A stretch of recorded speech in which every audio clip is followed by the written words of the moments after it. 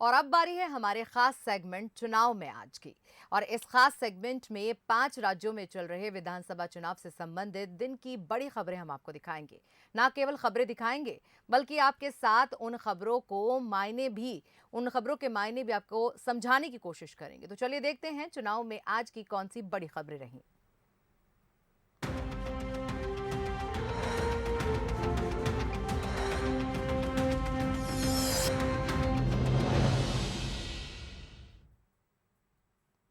तो विधानसभा चुनाव के ठीक पहले उत्तर प्रदेश में समाजवादी पार्टी को बड़ा झटका लगा है। मुलायम सिंह की छोटी बहू अपर्णा यादव बीजेपी में शामिल हो गई हैं। उन्हें दिल्ली के पार्टी मुख्यालय में उप मुख्यमंत्री केशव प्रसाद मौर्य और प्रदेश अध्यक्ष स्वतंत्र देव सिंह ने पार्टी की सदस्यता दिलाई। बताया जा रहा है कि वो लखनऊ कैंट से टिकट नहीं मिलने से अखिलेश से नाराज थी। अपर्णा मुलायम सिंह यादव के छोटे बेटे प्रतीक यादव की पत्नी है। अपर्णा ने बीजेपी की सदस्यता लेने के बाद पीएम मोदी और सीएम योगी का आभार जताया है। उन्होंने कहा कि मैं राष्ट्र की आराधना करने निकली हूं, मुझे आपका सहयोग बहुत जरूरी है। स्वच्छ भारत मिशन, महिलाओं के स्वावलंबन और पार्टी की अन्य योजनाओं से बहुत प्रभावित रही हूं। जो भी कर सकूंगी पूरी क्षमता से करूंगी। आपको बता दें कि अपर्णा यादव के बीजेपी में शामिल होने की खबरें पिछले 3 दिनों से चल रही थी। सभी जानते ही हैं, मैं हमेशा से प्रभावित रहती थी आदरणीय प्रधानमंत्री जी से, और मेरे चिंतन में हमेशा राष्ट्र सबसे पहले है।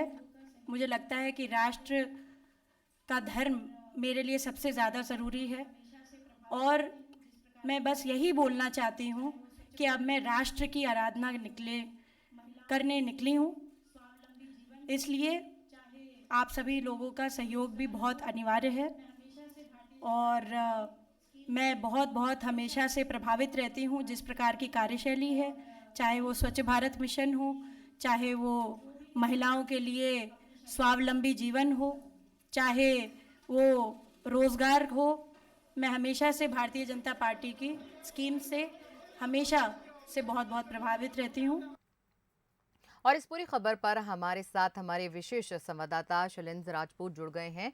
उनसे हम चर्चा करेंगे इस खबर के ऊपर। शैलेंद्र जी, आपसे हम यही जानना चाहेंगे, जैसे हमने पिछले दिनों देखा कि सपा ने भाजपा सरकार के विधायकों को और मंत्रियों को तोड़कर एक संदेश दिया, लेकिन यहाँ आप देख रहे हैं कि भाजपा ने भी यादव परिवार को तोड़कर एक बड़ा संदेश दिया है। क्या कहेंगे इस पर आप? देखिए साइदा जी, सियासत है जो परसेप्शन का खेल है, और कई बार ये परसेप्शन है मुद्दों पर हावी हो जाते हैं।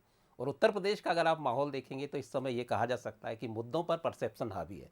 परसेप्शन की इस लड़ाई में पहला हमला समाजवादी पार्टी की तरफ से किया गया, जब स्वामी प्रसाद मौर्य सहित 3 मंत्री और 10 विधायक बीजेपी से निकलकर समाजवादी पार्टी में चले गए।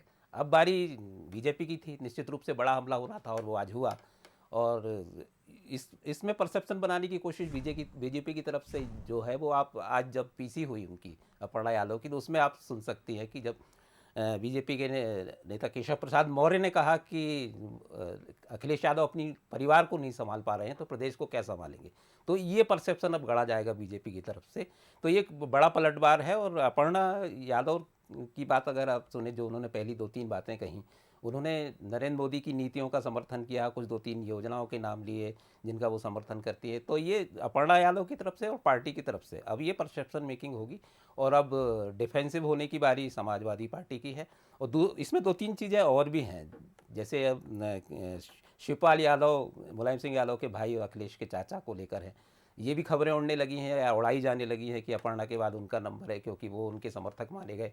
2017 में जब अपर्णा यादव को लखनऊ कैंट से टिकट मिला था तो यही कहा गया था कि ये टिकट दिलाने में शिवपाल यादव का ही हाथ है।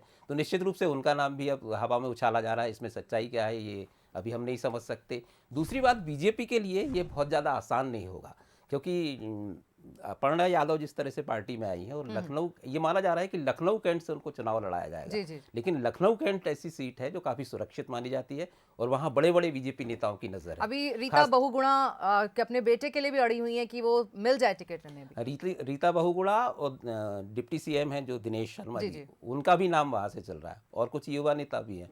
तो ये बीजेपी के लिए भी एक कठिन होगा कि अगर वहाँ से चुनाव लड़ाया जाता है, जिसकी पूरी संभावना है, तो उसको दूसरी तरफ ये भी संभालना होगा कि उसके वरिष्ठ नेता नाराज ना हो। हालांकि बीजेपी इस खेल में माहिर हो चुकी है। हर प्रदेश में हर चुनाव के पहले आपने देखा होगा कि बड़ी संख्या में जी। उसमें पार्टी में लोग शामिल होते जी, हैं, जी। तो उसके लिए ये मैनेज करना मेरे ख्याल से मुश्किल नहीं होगा, लेकिन अब बड़ी दिलचस्प लड़ाई है उत्तर प्रदेश बिल्कुल में। होगी, जी। क्योंकि अगर ये पार्टी में आई हैं तो टिकट तो कहीं ना कहीं से मिलेगा। अब वहां से मिले या ना मिले, जहां से वो चाहती हैं, देखते हैं, वो तो आने वाला वक्त बताएगा। खैर, उत्तर प्रदेश में चुनावी जंग दिलचस्प होती जा रही है। योगी आदित्यनाथ के गोरखपुर से चुनाव मैदान में उतरने के बाद अब समाजवादी पार्टी के सुप्रीमो एवं राज्य के पूर्व मुख्यमंत्री अखिलेश यादव के भी विधानसभा चुनाव लड़ने की खबर है। अखिलेश यादव पूर्वी उत्तर प्रदेश की आजमगढ़ सीट से सांसद हैं और उन्होंने राज्य विधानसभा का चुनाव इससे पहले कभी नहीं लड़ा। शैलेंद्र जी, इसी को लेकर ये सवाल बनता है कि किन कारणों से अखिलेश ने विधानसभा का चुनाव लड़ने का मूड बनाया होगा।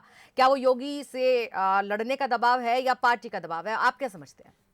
देखिए, सियासत एक जंग है, और जंग में जब सेनापति मैदान में होता है तो सैनिकों का मनोबल ऊपर होता है। तो ये कॉन्सेप्ट सियासत में यही है कि आपने पहले भी देखा होगा, राष्ट्रीय राजनीति में भी जब बड़े नेताओं को एक क्षेत्र विशेष में माहौल बदलने के लिए मैदान जी। में उतारा जाता है। आप 1980 के दशक से देख सकते हैं, जब इंदिरा गांधी चिकमंगलूर गई साउथ में अपना वोट बैंक भुनाने के लिए। उसके बाद आप अगर 2014 की बात करें तो नरेंद्र मोदी बनारस से चुनाव लड़े। उसके बाद 2000 पिछले चुनाव लोकसभा चुनाव की बात करें तो पिछले लोकसभा चुनाव की बात करें तो राहुल गांधी वायनाड से चुनाव लड़े। तो ये एक तरह का मनोविज्ञान होता है अपने बड़े नेताओं को मैदान में उतारने का। और अखिलेश यादव पर दबाव इसलिए भी बना कि योगी आदित्यनाथ को जब चुनाव मैदान में उतारने का उन्होंने फैसला किया। और इसमें देखिए शाहिदा जी, एक बहुत दिलचस्प बात ये है कि पहले बात चल रही थी कि वो आदित्यनाथ अयोध्या या मथुरा से चुनाव लड़ेंगे, लेकिन बीजेपी ने उनको गोरखपुर से। लेकिन अब अखिलेश की बात चल रही है, 2-3 सीटों पर उनके नाम भी चल रहे हैं। आजमगढ़ से वो है, आजमगढ़ की कोई सीट हो सैफई सकती है, वगैरह सैफई से। हो सकती है। तो इसमें कोई आश्चर्य नहीं होगा, बीजेपी चौंकाने वाली पार्टी है। आप अभी समय भी है कुछ सीटों में फॉर्म बनने के लिए, तो हो सकता है अयोध्या मथुरा से एंड टाइम पे योगी आदित्यनाथ का नाम घोषित किया जाए। और जो एक परसेप्शन जो बन रहा है कि योगी आदित्यनाथ डर गए या वहाँ अपने घर में चले गए, जी, जी। तो बीजेपी ऐसा कुछ बड़ा गेम भी इसमें खेल सकती है। जी शाहिदा। जी शैलेंद्र जी, आपका धन्यवाद हमारे साथ तमाम खबरों पर चर्चा करने के लिए। तो अपने दर्शकों को भी हम यही कहना चाहते हैं, ये हमारी एक नई शुरुआत है और हर रोज हम एक खबर के ऊपर जरूर ऐसे ही चर्चा करेंगे। फिलहाल जो आज हमने चर्चा की, अखिलेश यादव से जुड़ी हुई ये चर्चा है, जो कि विधानसभा चुनाव में आजमाने वाले हैं अपनी किस्मत। लेकिन अब देखना ये होगा, क्योंकि पार्टी के पास अब कोई बड़ा चेहरा नहीं बचा है जिसके ऊपर प्रचार किया जाए। ना आजम खान है, आजम खान जेल में है। वहीं अगर शिवपाल की बात करें, वो भी सपा से अपना गठबंधन, अपना जो जुड़ाव है वो तोड़ चुके हैं। ऐसे में अखिलेश यादव इलेक्शन लड़ेंगे या प्रचार करेंगे, ये बड़ा चैलेंजिंग हो जाएगा।